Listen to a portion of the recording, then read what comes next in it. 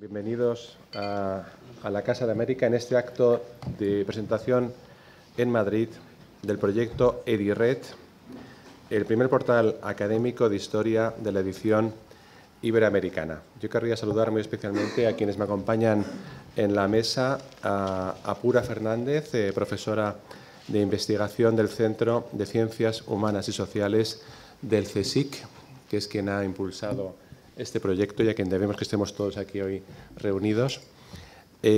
A don Luis Suñén, editor y escritor. A doña Clara Janés, de todos conocida, escritora y académica de la Real Academia de la Lengua. Y posteriormente vendrá Pilar Reyes, directora editorial de Alfaguara, que llega de un viaje de Argentina y se incorporará en cuanto pueda. También querría saludar muy especialmente a don Francis Ballesteros, director de proyectos de la Biblioteca Virtual Cervantes, que está con nosotros, y a Antonio María Ávila, director de la Federación del Gremio de Escritores de España. Este acto de hoy se adelanta al que se hará esta misma tarde en nuestra casa hermana, en la Casa de América de Barcelona, y los promotores del acto creo que han querido con esto dejar muy claro la vocación iberoamericana, americanista de este nuevo portal. Así que nos alegramos infinito de que podamos servirles hoy de casa, de sede, para dar a conocer a todos ustedes y al público en general este interesantísimo proyecto que pretende trazar el mapa de la edición literaria en todas las lenguas de la península ibérica y, por supuesto, y especialmente en castellano y en portugués, que son las grandes lenguas también de comunicación en Iberoamérica. Además, es un proyecto, creo que muy ambicioso, ingente, me decían antes que casi inconmensurable, porque pretende trazar datos sobre la edición en estas lenguas españolas e ibéricas desde 1800 hasta la actualidad. Son más de 2 siglos y creo que es un proyecto tan ambicioso como interesante, para el cual yo les deseo muchísima suerte. Creo que quieren incluir aquí las grandes editoriales, también las editoriales artesanas que empezaron en el siglo XIX trabajando con imprentas de manera más o menos manual, hasta, por supuesto, las editoras pequeñas, los guerrilleros culturales, como decía Jorge Herralde, que intentan librar su batalla también contra los grandes grupos editoriales actuales. Yo, sin más, querría felicitar sinceramente a Pura por esta iniciativa y, por supuesto, a las instituciones que están vinculadas a ella, como he mencionado antes, al CSIC, a la Biblioteca Virtual Miguel de Cervantes y a la Federación de Gremios de España. Por decirles cómo sería el acto, después de mí hablará Pura Fernández, le seguirá Luis Suñén, Pilar Reyes, si llega a tiempo, si no posteriormente, y cerraría doña Clara Janés, y después nos ofrecerá una copa de vino la Federación de Gremios. Así que a todos otra vez bienvenidos y adelante, Pura. Muchas gracias al director de la Casa de América, que ha hecho un retrato y un marco, creo que excelente, para explicar por qué motivo estamos reunidos aquí esta mañana. Acompasado a mi discurso, se va a proyectar un breve vídeo en el que hemos intentado compilar cuál es el sentido de este proyecto y que va a ilustrar cada una de mis palabras, espero. Y ahora yo también espero la indicación de Javier, porque no sé si le tengo que dar algún botón.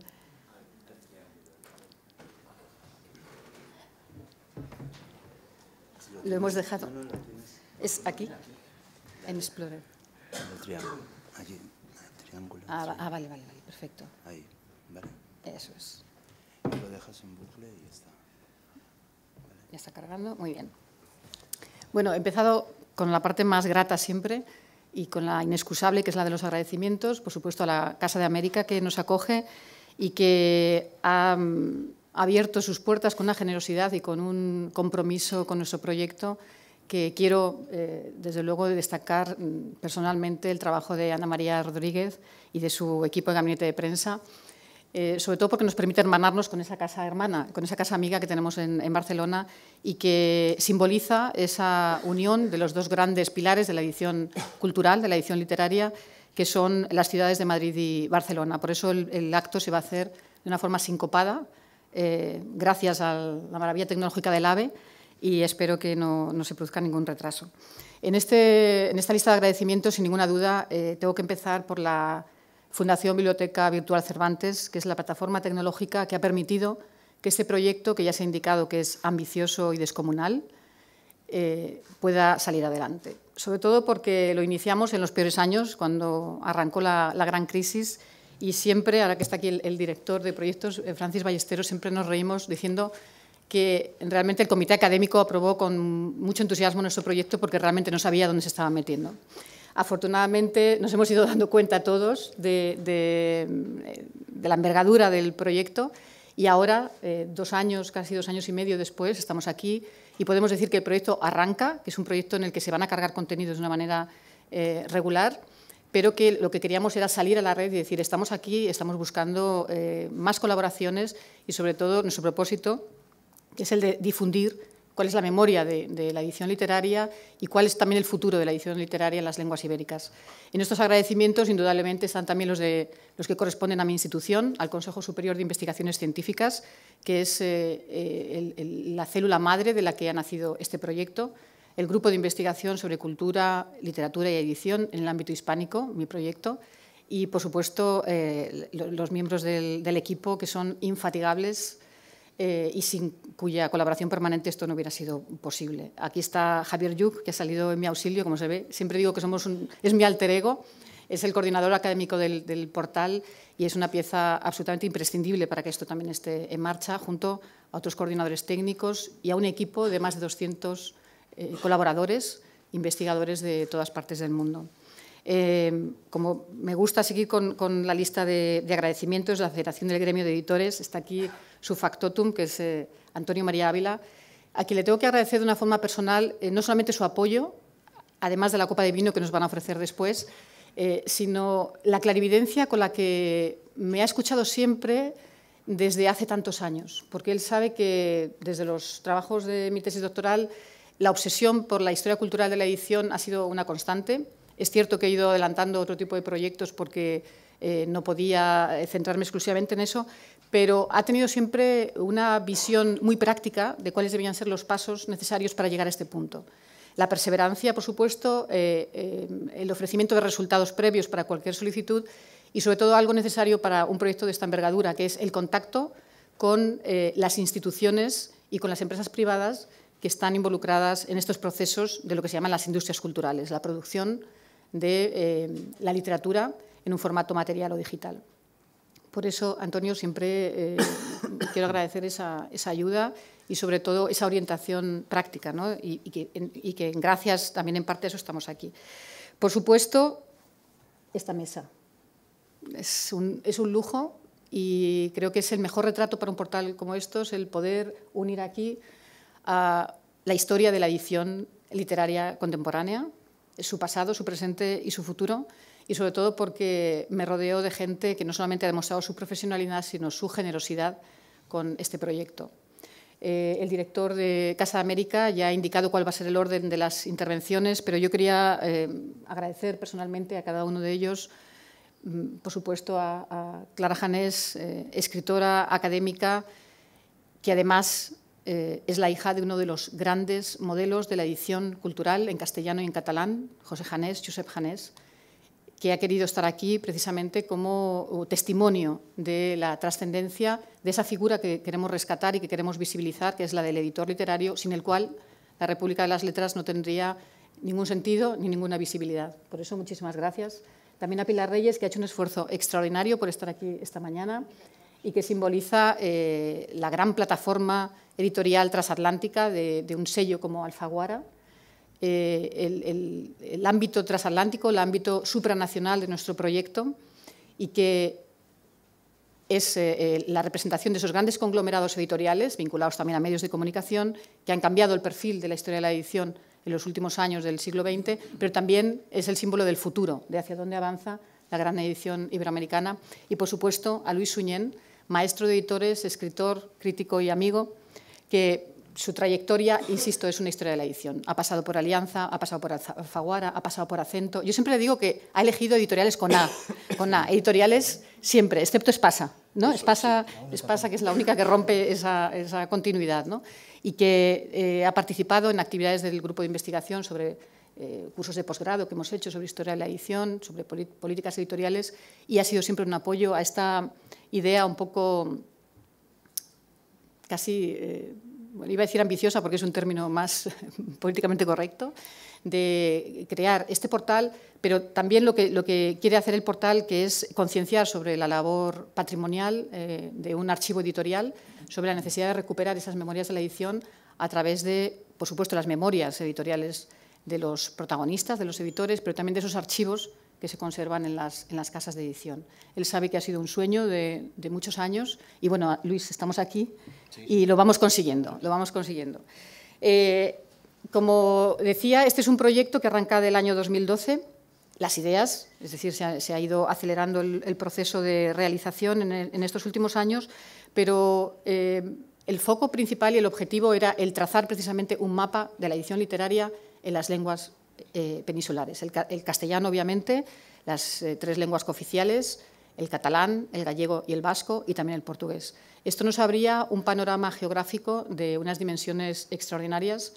Nos permitía estudiar la historia de la edición literaria con esa continuidad con el otro lado del Atlántico, sin la cual no tiene sentido, obviamente, pero también ampliar el marco a otras áreas que van más allá, obviamente, del mercado argentino, el mexicano, el brasileño, donde tenemos equipos muy potentes, sino también radiografiar qué se había editado en estas lenguas, en escenarios como África, como el resto de Europa, como Filipinas, es decir, una cartografía, como simboliza este proyecto, muy ambiciosa, pero en la que estamos avanzando y en la que, sin ninguna duda, tendremos resultados mucho más abundantes a medida que el proyecto avance.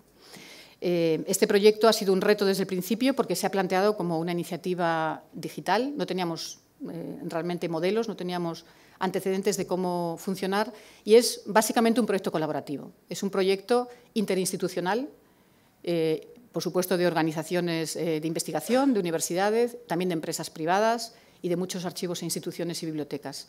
En este caso, la Biblioteca del Consejo, de nuestro centro, del Centro de Ciencias Humanas y Sociales, la Biblioteca Tomás Navarro Tomás, su directora también está aquí, ha sido fundamental para contribuir a llenar nuestros repositorios digitales, que comentaré un poco más adelante.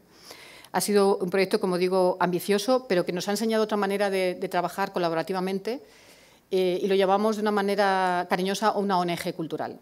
Hemos ido haciendo acopio de todo tipo de ayuda, de grupos de investigación. Hemos diseñado una serie de pactos con universidades a través de convenios, de colaboración con alumnos en prácticas que se han ido incorporando a esta nueva área de estudio de la historia cultural de la edición. Y esto nos ha permitido crecer en muchas direcciones. Como comentábamos antes de entrar, hemos hecho trabajos que tienen que ver pues, con el diseño del logo de EdiRed, trabajos para seleccionar las cartelas de los vídeos en los que hemos entrevistado editores. Es decir, todo ha sido generado en este laboratorio creativo intergeneracional. Es todo inter en nuestro proyecto, ¿no? Hemos colaborado desde los investigadores senior a los más jóvenes, a gente en formación, y es un equipo que sigue creciendo de una forma muy alentadora. Por supuesto, invito a todos los que están en la sala a incorporarse en la medida en que crean oportuno a esta cartografía de la edición literaria. Este pequeño vídeo que vamos a ver ha trazado una panorámica de lo que es el portal Editores y Editoriales Iberoamericanas desde el siglo XIX, es decir, desde 1800 hasta la actualidad, en papel y en digital, y con una idea de intentar rastrear todo tipo de formatos editoriales que van desde los pliegos de cordel hasta las ediciones de bibliofilia, hasta las colecciones de libros de bolsillo, ediciones digitales, hasta los actuales modelos de las editoriales cartoneras latinoamericanas que están empezando a invadir también el mercado europeo. Es decir, vamos a incluir tanto lo canónico como lo más efímero, como puede ser un pliego de cordel. Todo aquello en lo que se ha vertido un testimonio literario. Y para ello el foco hay que ponerlo en aquel agente cultural que permite que el circuito literario comience a funcionar, que es el editor. Curiosamente, cuando empezamos a trabajar en estudios que tenían que ver con la formación del campo cultural en el siglo XIX, veíamos que la figura de ese agente cultural que legitima al escritor, el que le da la nombradía de escritor, que es el editor, no tenía ningún tipo de tratamiento académico. Había algunos estudios esporádicos, algunos desordenados, algunos testimonios escritos por los propios personajes, pero no existía unos estudios realmente organizados, sistematizados, con una metodología clara. Y eso fue uno de los impulsos para también gestar este proyecto. Es decir, hay también un deseo de visibilizar un campo de estudio, un campo de investigación, y el portal lo que va a hacer es transferir aquellos resultados que nos parecen más interesantes para la sociedad, pero hay un laboratorio, hay un taller de composición detrás de este gran portal, en el lo que queremos también es clarificar de qué forma trabajar en historia cultural de la edición literaria en las lenguas ibéricas. Es decir, es un proyecto de mayor envergadura y de largo alcance. Y para ello tenemos equipos de investigación trabajando en Europa, en Chile, en Colombia, en México, en Brasil, en Argentina, en Estados Unidos, en Filipinas. Seguimos avanzando en eso y la idea precisamente es llevar en paralelo ese proyecto de investigación, ese proyecto metodológico, ese proyecto académico con el proyecto de transferencia de resultados a la sociedad. Es un portal gratuito, es un portal abierto, en el que cada mes y medio, cada 2 meses, según nos permita el taller digital, que ha sido el gran hacedor de este proyecto, el taller digital de Alicante, puedan subir estos contenidos a la red. Y ahora voy a intentar hacerlo sin ayuda, porque creo que ya se ha visto el vídeo, que además nos lo han hecho también precisamente un estudiante de diseño excelente. Esta es la imagen de nuestro portal, que es artesanal, es decir, ha sido también el producto de esa interacción de todos estos investigadores y jóvenes investigadores de los que hablaba. El portal le da una importancia en esta presentación muy notable a esta parte, que sería la videoteca, que vemos aquí, en el que se van a incorporar los vídeos de aquellos editores contemporáneos más representativos como representantes de grandes sellos editoriales, pero también de editoriales independientes, de sellos más minoritarios y de ediciones digitales. Es decir, el intento de hacer ese gran mapa no va a excluir ningún modelo de edición, ningún modelo editorial. En este momento hemos subido 20 vídeos. No sé si me da un poco de miedo trastear y es pincho, ¿no? Por si acaso. ¿Ves? Es que además como yo trabajo con Mac. A ver, no. A ver, sí, mejor, porque es que como los que somos de Mac es algo. A ver. ¿Tú? No, yo te lo hago. Sí, vale, perfecto. Por eso, porque soy capaz de salir y de navegar en otra dirección. Perdón. A biblioteca directamente, sí. Eso es, me dice Javier, que vayamos a biblioteca. Ahí, bien. Bueno, pues aquí tenemos las entrevistas que se han ido subiendo. Alguno de los entrevistados está en esta sala. Tenemos ya 20 en este repositorio y después unos 18 editados, pero vamos a continuar porque a medida que crecen los apoyos institucionales para llevar a cabo esta labor iremos aumentando. Esta parte que va a ser la editada son vídeos más breves y luego lo que va a ser el repositorio interno del portal, en el que hay entrevistas que van entre los 40, los 50, 60 minutos, en el que los editores trazan cuál es la imagen de su sello, cuáles son los protocolos internos de la editorial, cuáles son sus estrategias, piensan acerca del mercado exterior y realmente hay algunas con unos comentarios sumamente jugosos, ¿no?, acerca también de cuál es el futuro de la edición literaria. Esta biblioteca se complementa con otra sección que es la fonoteca. Es que voy con miedo. Ya. Bueno, vamos a ver aquí si esto va bien. Por ejemplo, vamos a pinchar aquí. Perfecto. Esas cartelas también las hemos diseñado nosotros. Bueno, esta fonoteca está intentando rescatar todo ese testimonio que mencionaba antes de memorias de la edición en cualquier tipo de formato, en cualquier tipo de soporte que nosotros podamos incorporar. Son los antiguos cassettes que hemos digitalizado y que recuperan testimonios de la trayectoria de editores como Luis Goytisolo o, por ejemplo, Oriol Maspons, el gran creador de esas cubiertas revolucionarias de la colección de Biblioteca Breve de Seix-Barral.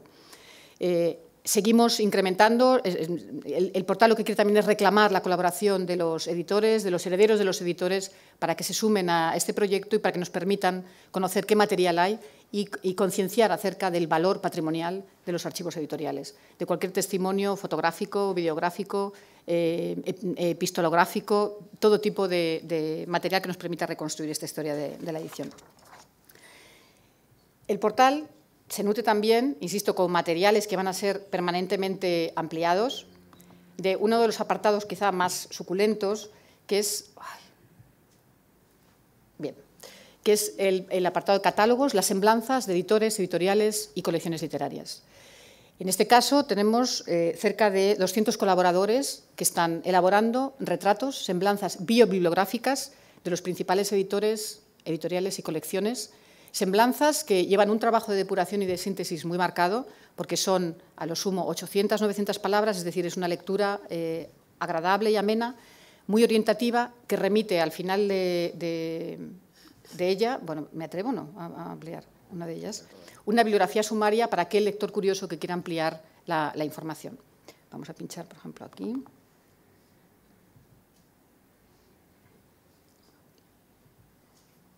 Todo funciona perfectamente y si no, es torpeza de mi dedo.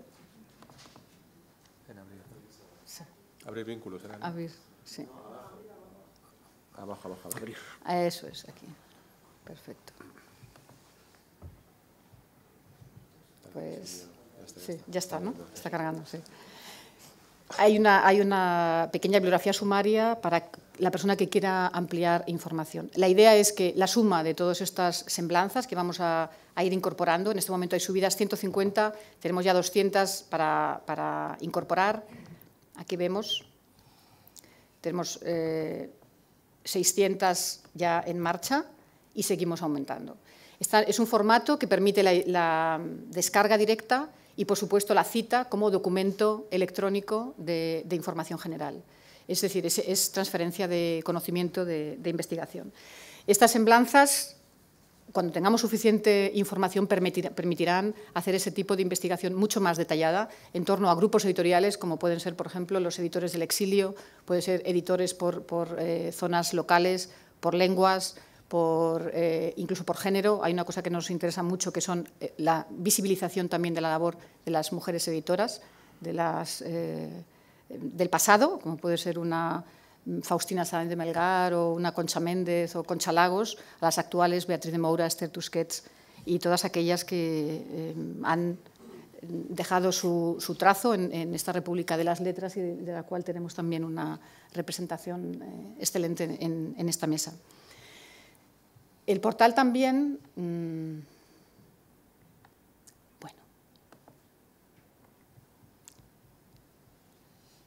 presenta uno de los elementos que ha interesado mucho, que son las memorias de los editores. A ver, aquí, esto es. Santiago. ¿Qué quieres saber? La general. La general. Ya estamos. Aquí está, perfecto. Las memorias de editores. Bueno, aquí tenemos, ofrecemos, esto ya está obviamente colgado, todas las memorias de editores del siglo XIX que hemos detectado, que además están libres de derecho, porque es una cosa con la que tenemos que también bregar con la biblioteca. Son aquellas memorias que permiten discernir cómo se está creando ese campo cultural moderno, ese campo cultural literario desde el siglo XIX. La idea es seguir incorporando todas aquellas memorias posibles, elaborar un censo de memorias editoriales que no existe, de memorias de editores y de editoriales, y, por supuesto, el trabajar sobre esa autorrepresentación de estos agentes culturales del mundo de la edición. Esto ya está disponible. Otra de las secciones de nuestro portal, la edición iberoamericana, esta también está en construcción. Tenemos la idea, ahora hemos salido con estas pestañas que vemos aquí, con algunos países como Argentina, Brasil, Chile, España y Filipinas, pero tenemos ya en motores preparados las semblanzas de las distintas historias de la edición nacionales, porque es una de las derivaciones de este portal. Los grupos de trabajo de estos países están creando las primeras historias nacionales, que excepto en el caso de Argentina no existen todavía. El caso de España, tenemos aquí también además a la persona que lo ha hecho, a la profesora de la Universidad Complutense Raquel Sánchez, tenemos las ediciones en catalán, en euskera y en gallego. Este tipo de sección del portal tiene una amplitud mucho mayor en la que se van a estudiar aspectos relacionados con las políticas del libro, con la expansión internacional, con los convenios, con el derecho de propiedad intelectual, pero lo que queríamos ahora es identificar cuáles son las áreas que vamos a trabajar y visibilizar en qué dirección estamos investigando. Otra sección fundamental de nuestro proyecto es la bibliografía y la webgrafía, que también está en construcción. Quiere ser el repositorio digital sobre recursos bibliográficos y webgráficos referidos a la historia de la edición y a la edición, tanto en papel como en digital. En este caso hemos salido con una selección porque el trabajo con las bases de datos todavía necesita un pequeño pulimiento para salir, y cuando el entorno de la biblioteca digital también nos permita trabajar con seguridad y con estabilidad en esto, ¿no? Pero esto va a ser uno de los grandes recursos de nuestro portal sobre ese fascinante universo del campo digital y del campo analógico. Esto es básicamente el proyecto EdiRed. Estamos empezando. Creo que hay que recalcar esto, a la vez que hay que insistir en todo el material que tenemos ya elaborado y que está pendiente de subir regularmente a la página web. Sin ninguna duda, el futuro es tan ambicioso como el propio proyecto, pero estamos recabando cada vez mayor apoyo institucional. Creo que estas presentaciones están también fomentando la concienciación y nos van a permitir avanzar con paso cada vez más seguro. Las federaciones de gremio de editores colaboran. Esta interacción que señalaba al principio de empresas públicas, empresas privadas, de investigación, de agentes del campo de las industrias culturales, tan importantes en la generación de conocimiento y también de riqueza económica para un país, son fundamentales para que vayamos adelante y para que sigamos creciendo. Ahora voy a dar la palabra a los miembros de esta mesa. Creo que la idea de lo que somos y la idea, sobre todo, de lo que queremos ser, que es fundamental recalcarlo, ha quedado clara. Me gustaría terminar con una cita de Leopoldo Alas, de Clarín, en la que decía que, por desgracia nuestra, para que la obra poética o narrativa alcance una longevidad siquiera decorosa, no basta que en sí tenga condiciones de salud y de robustez. Se necesita que a su buena complexión se una la perseverancia de autores o editores para no dejarla languidecer en un oscuro rincón. Que los editores la saquen, la ventilen, la presenten, arriesgándose a luchar en cada nueva salida con la indiferencia de un público, no tan malo por escaso como por distraído. El público responde siempre, y cuando le sale el encuentro con la paciencia y la tranquilidad necesarias para esperar a las muchedumbres, éstas llegan, pasan y recogen lo que se les da. Así que esperemos que esta predicción de Leopoldo Alas sea real, que los editores sigan impulsando este gran patrimonio literario que tenemos en nuestras lenguas ibéricas y que, por supuesto, nosotros sepamos darle ese impulso y visibilizarlo. Muchísimas gracias. Y ahora tiene la palabra el maestro editor Luis Suñén. De maestro, nada. Buenos días a todos.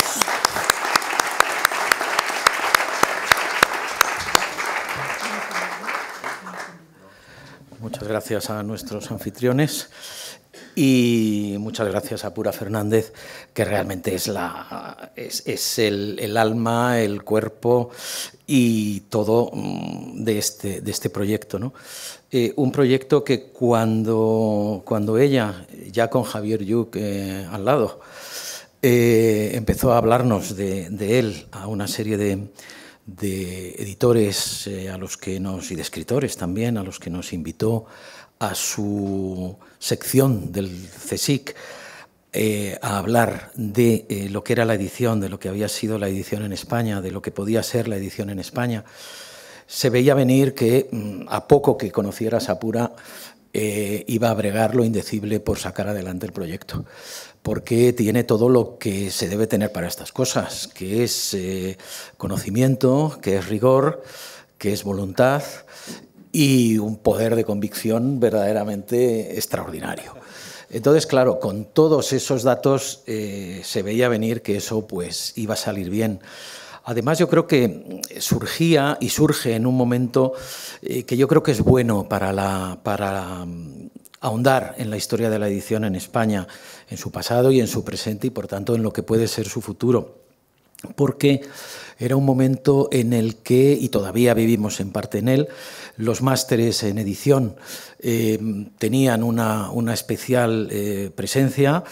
Luego, al mismo tiempo, pero también es verdad que un poco después, algunos másteres en gestión cultural, aquí está Emilio Torné, otro de los pioneros, se interesaron en que también los gestores culturales no solamente fueran o quisieran ser curadores de exposiciones, sino que algún loco pues prefiriera ser editor, ¿no? Emilio, quizá un 1 entre 1 millón, pero bueno, o 2 entre 1 millón, o 1 entre 2 millones, pues poder meterle un poco ese gusanillo del editor que dura siempre. Es decir, alguien que haya sido editor pues es como los matadores de toros, o sea, lo será toda su vida para bien o para mal. Es decir, uno es editor siempre en activo o con la coleta cortada, suponiendo que el editor se corte alguna vez la coleta.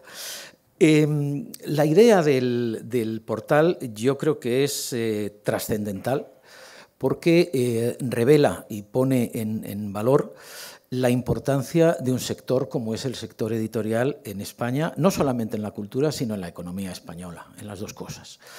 Los editores, y sobre todo los de mi generación, hemos tenido poco presente todas estas cuestiones, ¿no? Hemos tenido más suerte, en cierta manera, que, por ejemplo, Pilar Reyes, que viene de un consejo de administración. Y, bueno, para nosotros la cuenta de resultados se empezó a contar cuando ya éramos, digamos, relativamente mayorcitos. Entonces, todas estas cosas que han hecho cambiar el paradigma del negocio y el paradigma también del editor literario, dice Pura, bueno, a veces es más difícil ser editor no literario que editor literario, y eso es algo que yo creo que interesa siempre también reivindicar. Digo, en un momento en el que la doble competencia, tanto en la capacidad para hacer un plan editorial, digamos, cualitativamente hablando, como para hacerlo también rentable, es cada vez más importante. Yo recordarán los que están aquí, que han sido alumnos míos en el máster, que yo les decía siempre al principio, mirad, si os tiene que quedar algo clarísimo de todas estas horas que vamos a pasar aquí juntos, es lo siguiente: tenéis que aprender a sostenerle la mirada al director financiero. Eso es hoy por hoy lo más importante del trabajo de editor. Entonces, bueno, todo eso va a estar reflejado aquí, porque yo creo que yo he sido uno de los que ha tenido la suerte de ser requerido para hablar sobre mi experiencia, y yo he sido muy sincero, y espero que todos lo hayamos sido, porque este sector tiene también un punto... bueno, Jaime Gil de Viedma decía que todo poeta tiene que saber mentir. Todo editor sabe mentir, y todo editor sabe ser mejor que los demás. Y todo editor sabe que, bueno, que en este negocio pues hay que guardar ciertas distancias, y a veces el modo de guardarlas es un error. Es un sector en el que a veces la competencia no es tomada como algo positivo, sino como algo bueno, que limita de alguna manera nuestras posibilidades, cuando es justamente al contrario. Bueno, esto tiene más que ver, tiene que ver con el proyecto, pero tiene que ver también con esas cosas que le vienen a uno a la cabeza siempre que hay que hablar de estas cosas.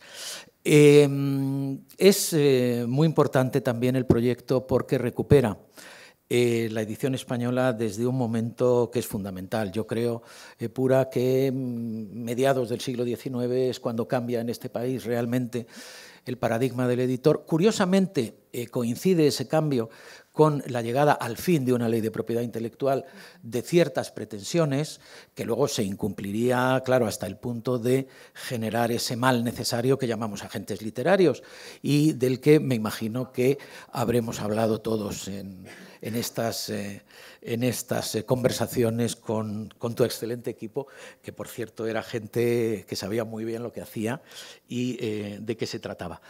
Entonces creo que también la importancia del paso es que nos debiera permitir tener, bueno, siempre traemos el mismo ejemplo, pero es que es verdad, el archivo de la edición francesa es algo de lo que debiéramos aprender todos, es la verdadera memoria viva y constante de un sector que ha sido fundamental. Evidentemente, pensemos lo que ha generado el mundo de la edición en Francia, pues por no irnos más lejos, desde la enciclopedia para acá, las enciclopedias del siglo XIX, las novelas por entregas, todas esas cosas que en todos los géneros de la edición han ido creando un patrimonio excepcional ligado a una lengua que muchas veces ha tenido mucha más capacidad y mucha más intención de expandir su cultura de la que hemos tenido nosotros, que siempre al final acabamos pidiendo perdón, no se sabe muy bien por qué cosas, ¿no? Y aquí estamos en una casa en la que eso se sabe muy bien y eso se fomenta, no digo lo de pedir perdón, sino lo de la expansión de nuestra cultura de una manera ejemplar. Entonces necesitamos ese archivo. Necesitamos pues, que otras instituciones, yo estoy seguro que la Biblioteca Nacional, que es una cosa que siempre hemos hablado muchas veces con su directora, estará encantada de entrar en un proyecto de este tipo, porque, como también decía Pura, yo no sé cómo estarán ahora los archivos de las editoriales, pero como estaban en mis tiempos era verdaderamente penoso. Es decir, yo he trabajado en algunas de las editoriales más significativas de este país y he visto los archivos. Y ver los archivos era llevarse las manos a la cabeza y que el alma te cayera a los pies.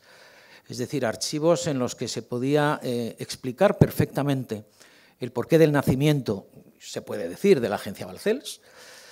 No sé dónde estarán esas cartas entre Carmen Balcells y don Manuel Aguilar o la gente que trabajaba en aquel momento en la editorial Aguilar. Uno veía los archivos de Alianza Editorial o de Revista de Occidente con las cartas de Ortega a Ernest Saint-Germain pidiéndole una colaboración para la revista. No sé dónde estará, si eso está en orden, si eso se ha regalado a alguien, se ha cedido, no lo sé. Pero ahí hay una parte muy importante de un patrimonio que completaría o se integraría de una manera natural en este proyecto fantástico que es una idea de Pura verdaderamente digna de todo encomio, ¿no? Y es que ella lo ha explicado todo muy bien y además quedan todavía dos ilustres, una colega y una maestra, bueno, maestra en la edición también, Pilar, es decir, que es que da mucho gusto pensar que todavía tienen ustedes que escuchar a Pilar y a Clara, que además Clara pues sabe muy bien por familia, porque como ha dicho Pura es hija de alguien que fue un enorme editor y un gran poeta, las dos cosas, lo cual a veces va ligado y lo cual a veces no deja de ser un peligro, más si se es novelista, yo creo. Y ya digo, poco más. Yo, si mis exalumnos que están aquí y que tantas cosas me han enseñado y que realmente pues, son los que van a continuar en este mundo de la edición, no como guerrilleros ni como nada de eso, sino como editores. A mí eso de la guerrilla y de todas esas cosas no me gusta. Es como cuando Jorge nos llamaba a Constantino Bertolo y a mí editores consentidos. Pues chico, ¿qué quieres que te diga? Consentidos porque nos lo hemos ganado y porque conseguimos aguantar hasta que no se puede aguantar. Aparte, él le ha comprado Feltrinelli. No sé si lo dirá esta tarde, pero bueno, hace tiempo de eso ya. Quiero decir que estos nuevos editores pues tienen que saber que el futuro está en sus manos y tienen que saber que saben mucho de edición y que son gente muy culta. Los editores que han pasado por las aulas en las que yo he dado clase, a mí me enorgullecen, es decir, y son mejores editores que yo. Claro que sí, si no, yo realmente hubiera fracasado. Decía un viejo amigo mío, periodista, Felipe Mellizo, que cuando yo le decía, yo jugaba muy bien al tenis, pero ahora mis hijos juegan mejor que yo, dice, eso es imposible. Un padre jamás puede decir que sus hijos juegan mejor que él al tenis. Bueno, pues un editor que ha dado clase tiene que decir que sus alumnos son mejores editores que él, porque si no, no habría sido un buen profesor. Y en este caso yo creo que eso se cumple totalmente. Y además ellos saben que cambie lo que cambie el paradigma y sobre todo cambie lo que cambie el sostén tecnológico, el editor siempre va a continuar. Es decir, el trabajo de editar es un trabajo que va a ser siempre el mismo. en un sistema o en otro, en un soporte o en otro. Y el editor tiene que seguir siendo culto, tiene que seguir estando al día de todo lo que sucede en el mundo y tiene que ser siempre un apasionado de su oficio. También mis alumnos pues, entenderán perfectamente que yo solamente pueda terminar estas palabras diciendo que después, para corroborar todo esto y, como da la casualidad que sucede paralelamente y al otro lado de la calle, nos vamos todos a ver la Feria del Libro Antiguo y de Ocasión a ver si todo esto es verdad. Gracias. Gracias a ti, Pura.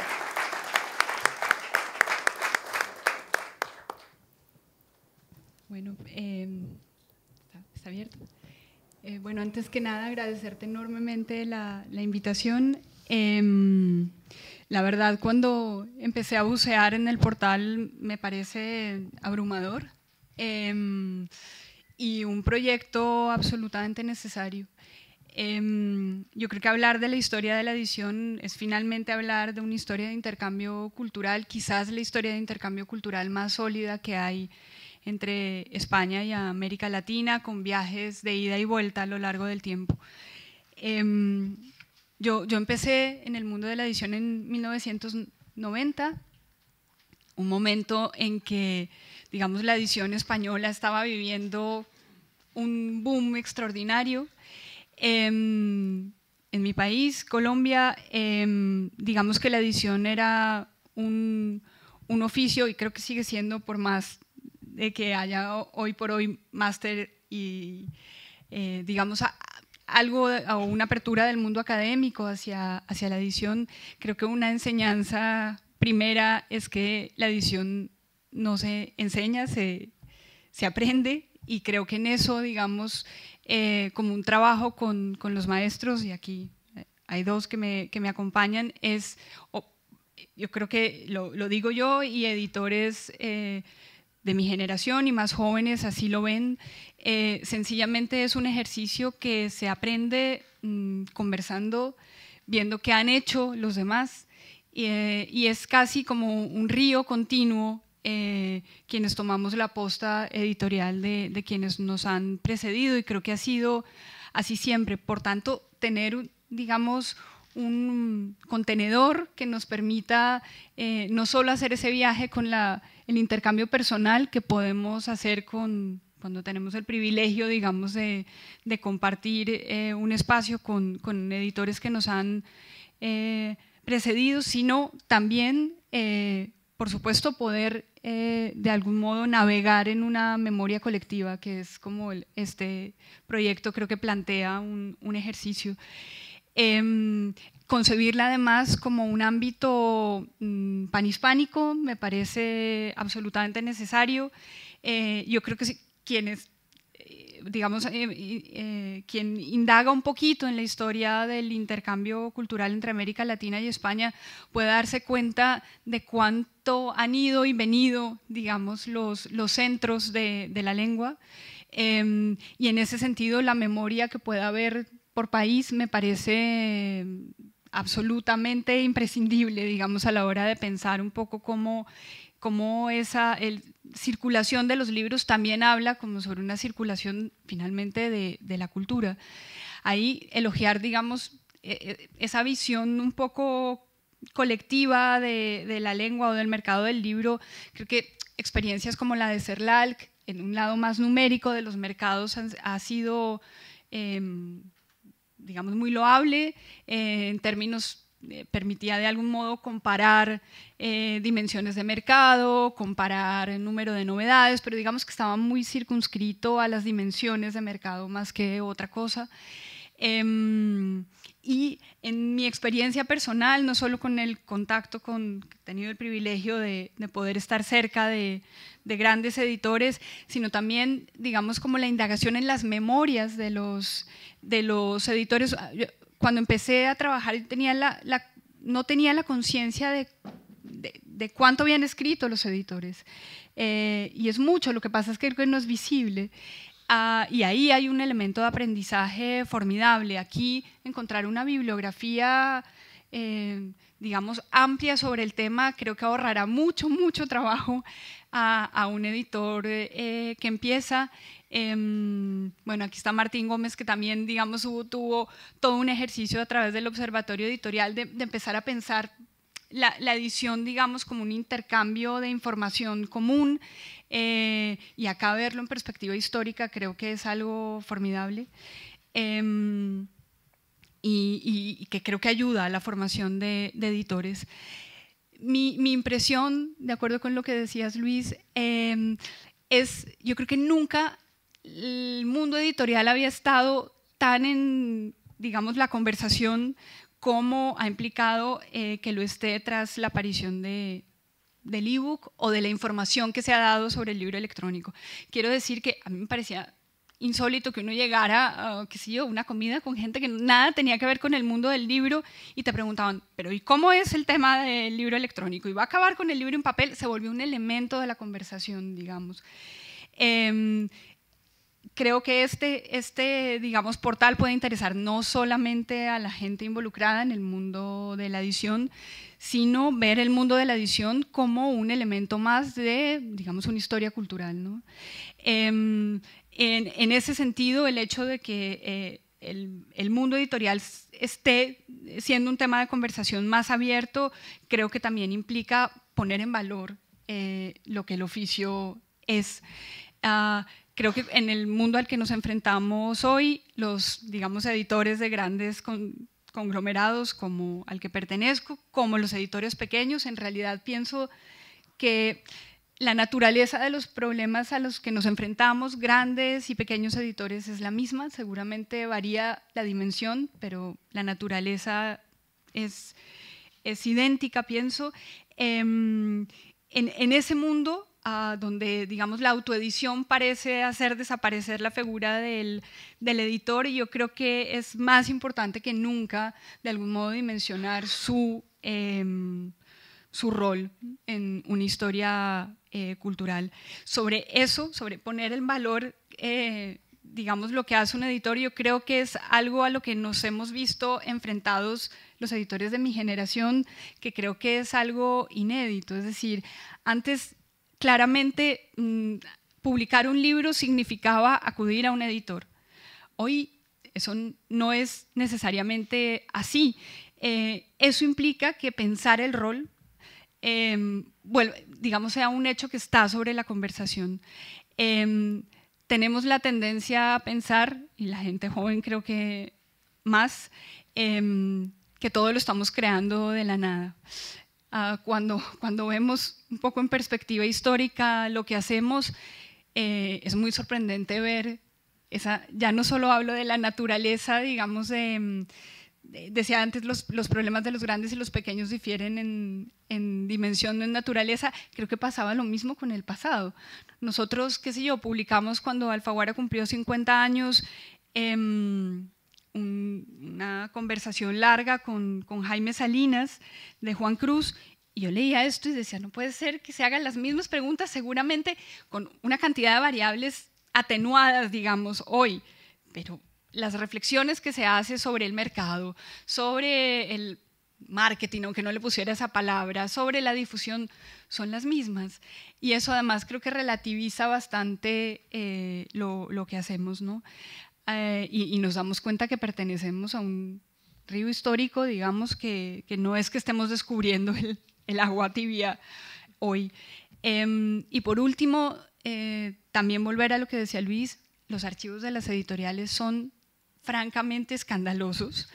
La memoria está en la gente y en esa cosa tangible que es el catálogo, pero no hay nada más. Cuando nosotros tuvimos la intención de hacer un libro sobre los 50 años de Alfaguara, un libro histórico, y empezamos a buscar información y no había nada, nada. En un momento yo indagaba con mis colegas si será que esto era una anomalía dentro de la industria, y no lo es. Es un hecho común, tal vez porque, no sé, si el día a día es tan feroz que no vemos como, digamos, la dimensión de interés cultural que esto tiene, como que el oficio más artesanal se debe No lo sé, pero es insólito que más allá de la memoria de la gente y que de las memorias de los editores no haya documentación alguna. Creo que el gran ejemplo es Francia, sí, que entiende por algo, no sé, la Pléiade, que es finalmente una colección de una editorial privada y tenga ese peso, digamos, dentro de el canon de la literatura, ya no digo francesa, digo mundial. Generar esos hechos solo es posible cuando no son solo hechos simbólicos, ni generar esos hitos culturales, yo creo que solo es posible cuando se tiene una memoria clara del pasado. Y creo que, bueno, aquí hay un ejercicio que no puedo más que alabar por la dimensión que le da a la edición dentro de una historia cultural, por la dimensión que le da digamos, a la conversación entre las lenguas en la península y en lo que me atañe, digamos, por origen y por el trabajo que hacemos, la dimensión que le da en la conversación, digamos, panhispánica, ¿no? Yo creo que de esto servirá para formar editores, servirá para formar o para poner la industria cultural, la industria editorial digamos, en valor dentro de un intercambio de la historia cultural común.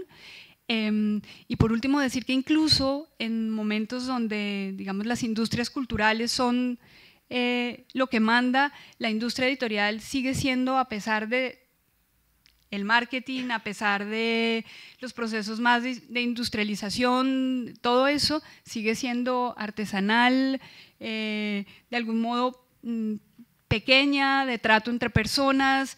Así es como nace, y ni siquiera incluso en estos momentos donde parece mandar el director de finanzas, la naturaleza de lo que hacemos es distinta. Yo creo que en ese sentido, y como no lo es, ni todo el desarrollo tecnológico ha hecho que la naturaleza del trabajo editorial cambie, tener una memoria es indispensable. Así que nada más que festejar enormemente este proyecto y que creo que en el futuro pues, procurará editores más preparados, porque no es solo tener, digamos, el prurito de tener información del pasado, es que en como en todo, el pasado solo le habla al presente y permite construir un futuro más certero, ¿no?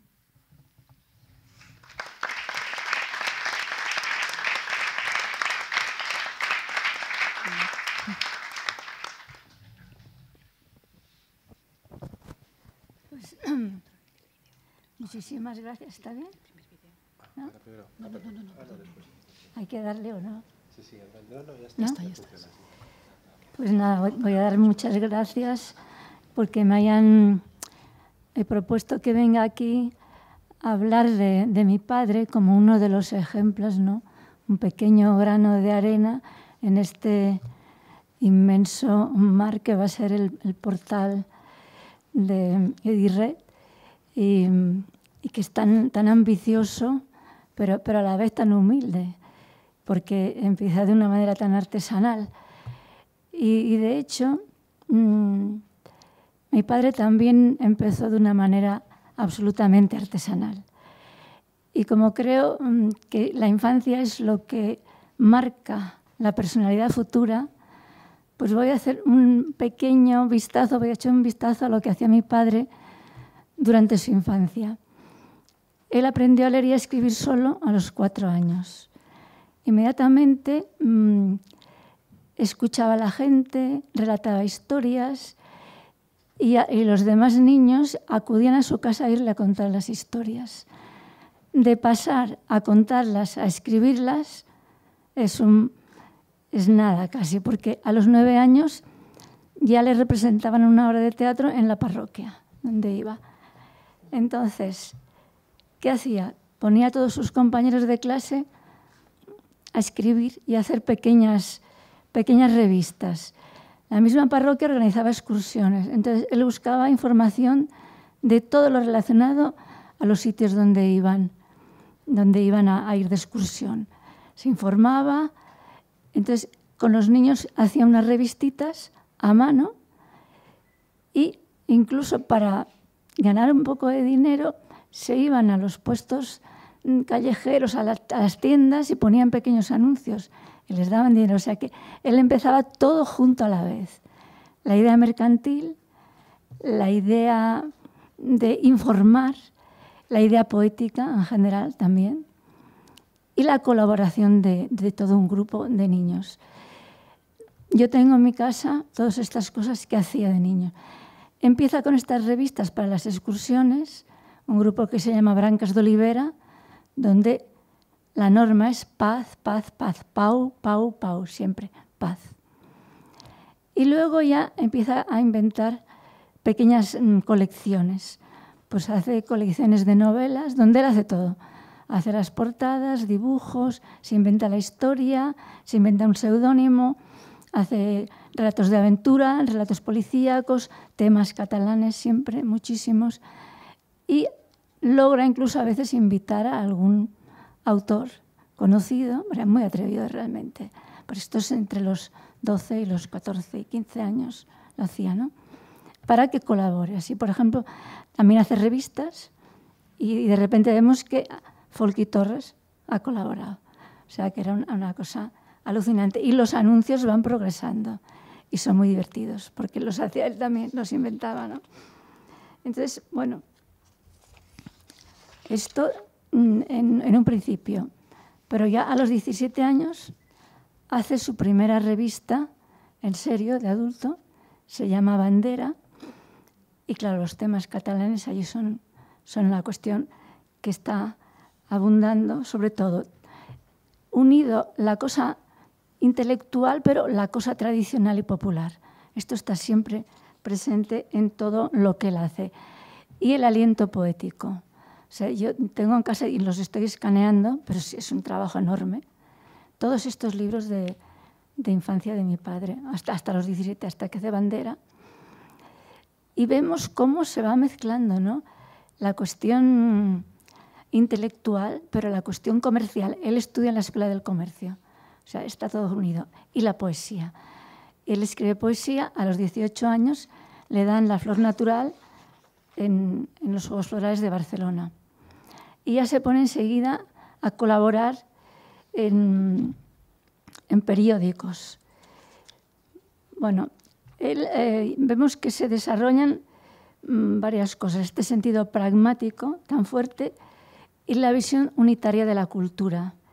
Entonces, dar a conocer la propia cultura, en principio la catalana, y a la vez llegar a conocer la del mundo que nos rodea, era algo tan natural en él y tan imperioso que ponía instintivamente todos los medios que necesitaba. Tras estas llamativas e interesantes ediciones infantiles, y habiendo estudiado, como digo, comercio, lo vemos pronto colaborando en periódicos, siendo su primera publicación adulta, como he dicho, Bandera, a los 17 años. Esto es en 1930. Esta dura hasta el año 31. En ella se comenta la política, la vida social del barrio donde vivían, Collblanc, y pronto entra en el Diario Mercantil, diario en castellano que aparece luego en catalán a partir del año 32, y donde pasa a ser redactor jefe. En el año 33 fundará su propio diario, Avui, Diari de Catalunya, que dura muy poco, pero luego vuelve a reaparecer. Es interesante. En el año 34 inicia la publicación de literatura en una colección titulada Quaderns Literaris, a través de cuyos títulos vemos destacar su vocación europeísta. En más de una ocasión manifiesta la necesidad de que Cataluña se abra a Europa como tierra de trabajo e inteligencia, y elogia, por ejemplo, la labor del filólogo Pompeu Fabra como dentro de la normalidad europea del siglo. Ejemplo de estas ideas es el catálogo de la mencionada colección, donde empieza a editar tanto autores catalanes como españoles y universales, todos traducidos al catalán. Así vemos aparecer a Stevenson, el Boris Godunov de Pushkin, la Ben plantada de Eugenio d'Ors, obras de Berenguel, Pere Caldés, Pissunyer, Carles Riba, Mercè Rodoreda, todos estaban empezando en esa época, Alfons Massera, Salvador Espriu, Miquel Llor, Sebastián Juan Arbó, Josep Carné, Guillermo Díaz Plaja, Luis Palazón, Agustí Bartra, Agustí Esclasans, Alfons Nadal, Francesc Trabal, Lluís Capdevila, Leonard i Ruïra, con autores franceses los va mezclando, como Mérimée, Balzac, Alfred de Vigny, Stendhal, Chateaubriand, Gerard de Nerval, Mauriac, Flaubert, Gide, etcétera, etcétera. También incluye ya autores ingleses como Jonathan Swift, Laurence Sterne, William Blake, Oscar Wilde, que él mismo tradujo al catalán, Aldous Huxley, Edgar Poe, Mark Twain, autores rusos como Pushkin, Tolstoy, Gogol, Turgenev, etcétera, y también italianos. Él realmente, las lenguas que hablaba era naturalmente español, catalán, italiano, francés. Se pone a estudiar inglés en esa época para estar más cerca también de la literatura inglesa. Y en ese momento es muy importante la aparición de Walter Starkie. No, es más tarde Walter Starkie, me equivoco. Bueno, en el año 37, como continuación de estos cuadernos literarios, inicia una colección, Biblioteca de la Rosa dels Vents, y en ella aparecen Lorca, Carles Riba, Clementina Arderiu, Teixeira de Pasquaes, Mallarmé, Salvat Papasseit, Shelley, Joan Alcocer, López Picó, etc. O sea, él va mezclando y siempre toda esta obra es traducida al catalán. Pero él, como algunos de los autores que ha publicado, tiene que salir al exilio. Entonces tenemos como la otra parte de su vida y de su edición, porque en cuanto es posible, él vuelve. En 1941, con 28 años, lanza una colección de pequeñas dimensiones físicas, aprovechando sobras de papel, que titula Grano de arena. Entre los primeros autores que figuran son Pío Baroja, Ricardo Baroja, Ramón Gómez de la Serna. Ahí ya no puede publicar en catalán, pero no pierde la esperanza. Entonces, de vez en cuando, alguna cosa en catalán publica, entre amigos, ¿no? Más bien. Él se ha ido a Madrid de momento y ahí entabla relación pues, con todo el mundo cultural de la preguerra madrileña y con la revista Occidente. Y es cuando no tarda en relacionarse con Walter Starkie, que es el primer representante del Consejo Británico en España, y luego con los representantes de otros países europeos. Y ya la editorial cobra el nombre de José Janés Editor, que antes iban estos cuadernos sueltos, ¿no? No tenía el nombre editorial. En ese momento y empieza una labor muy seria de traducción de obras de todos los países europeos. Pero en el año 1959, cuando tiene 45 años, muere. La labor que ha llevado a cabo en estos 17 años es impresionante. O sea, es imposible resumirla en pocas palabras. Hay algunos libros donde ha sido recogido el trabajo, como el de Jacqueline Hartley, Josep Janés, El combat per la cultura, o más recientemente el de Josep Mengual, A dos tintas, Josep Janés, poeta y editor. Bien, ahí ya el editor ya es muy consciente de lo que es el negocio. Para sostenerse, entonces va inventando unas colecciones que son muy caras y al lado unas que son muy baratas. Entonces, estas colecciones muy caras están hechas con papel Biblia, están encuadernadas en piel y son muy ambiciosas y se venden. Yo me acuerdo que él celebraba siempre de qué modo se vendían. Por ejemplo, los clásicos del siglo XX, o los premios Goncourt, los premios Pulitzer, los maestros de hoy, o la obra reunida de un autor, como podía ser Julio Verne también, o En busca del tiempo perdido de Proust. Son estos libros, todos ellos en papel Biblia, muy bien encuadernados, y que le daban la posibilidad de hacer otros libros que eran baratos, que también tenían venta, pero no tenían la repercusión inmediata en el negocio editorial, ¿no? A la vez hace, ya, no en piel, pero sí obras enteras, por ejemplo, las memorias de Churchill, que le aportan bastante, lo vende bien, o la obra, yo creo que entera, de Wodehouse. Esto ya en ediciones normales, en rústica. Entonces va creando estas colecciones distintas. Por ejemplo, una colección para la vida de la calle, donde pone a Candel, Antonio Gil, gente así, que se llama La vida no es sueño. Luego ya para obras más inusitadas crea La botella errante. Después novelas variadas de todo el mundo, como El club de los lectores, El manantial que no cesa. Y luego la obra que era su sueño, que es la que dedica a los clásicos, titulada El mensaje, donde figuran Homero, Leopardi, Hayam, Valmiki, Tolstoy, León Hebreo, en fin, Kalevala, la poesía hebraica, posbiblia, el Corán, etc. Y también, y esto la verdad no tenía conciencia de ello hasta este momento, pues hace una colección sobre temas políticos, los libros de nuestro tiempo, donde hay obras de Eisenhower o obras de Trotsky, y saca a la luz también colecciones con novelistas hispanoamericanos, con obras policíacos o con libros de aventuras y de humor. Muy famosa fue la titulada El monigote de papel, donde, por ejemplo, publica Los caballeros las prefieren rubias de Anita Loos, que se vendió muy bien. Y también libros de medicina. O sea, solo un entusiasmo y una fe enorme en esta labor de comunicación explica que en tan pocos años hiciera esta labor tan ingente. Hay otro aspecto que me gusta detectar, es que hay una experiencia personal mía de la gente que reconocía la obra de mi padre. Después de morir él, me llegaba mucha gente agradeciéndome la ayuda que había recibido. Bueno, ya se hizo en Barcelona, se dio una conferencia sobre la relación de mi padre con Carles Riba, la enorme ayuda que le hizo cuando él estaba en el exilio y las cartas que existen entre ellos. Y luego pues venía a mí pues gente dándome las gracias, de modo que la ausencia de la persona de mi padre ha sido una presencia continua en mi vida, no solo por mi relación personal con él, que además por herencia tengo la vocación de los libros y hago libros a mano y a veces hago una edición a mano de 6 ejemplares para unos cuantos amigos y creo en el manuscrito también. Si no puedo llegar a un editor o tengo una impaciencia, hago un manuscrito y me quedo tan contenta. Bueno, pues entre las personas que me hablaban de mi padre, por ejemplo, Camilo José Cela, que era vecino mío, yo asistí al nacimiento de Alfaguara.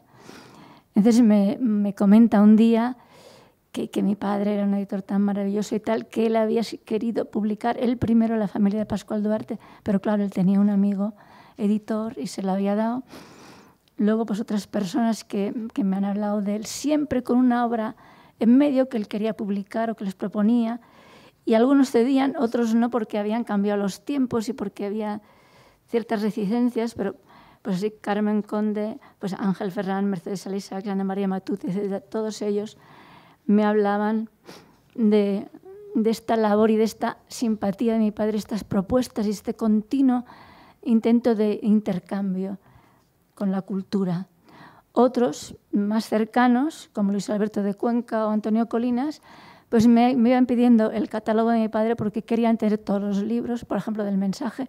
Yo sé que Antonio Colinas ya lo tiene y Luis Alberto tiene ya muchísimos también. O me vienen personas de fuera, como pues Rada Panchovska, que de repente empieza una conferencia hablando de las traducciones del búlgaro que hizo mi padre, que fue uno de los primeros en dar a conocer la literatura búlgara, o Lorenzo León de México, que me dice que él ha conocido la novela húngara a través de las ediciones de mi padre y es un apasionado y va continuamente a Hungría, ¿no? En estos casos, pues me lleno de alegría, además del asombro, porque son cosas que uno no sabía, porque claro, la vida cotidiana es distinta, aunque mi casa estaba siempre llena de autores. No solo los domingos que se hacía música con Monpou y venía Espriu o venía Wanda Landowska o venía otros autores que estaban, Miquel Llor, por ejemplo, sino que de repente aparecía en mi Cavalcari, aparecía Saroyan y dejaba a su hija. Estos autores, ¿no?, como Fonseca. Esto era la vida cotidiana, pero no teníamos para nada los datos, es lógico, ¿no?, porque estaba mezclado pues con las cosas que hacíamos nosotras. Pues todo esto a mí me llena de alegría y me hace pensar que lo que uno hace en realidad no se pierda, aunque sea este mínimo grano de arena que va aportando a la totalidad de las arenas. Nada más, gracias.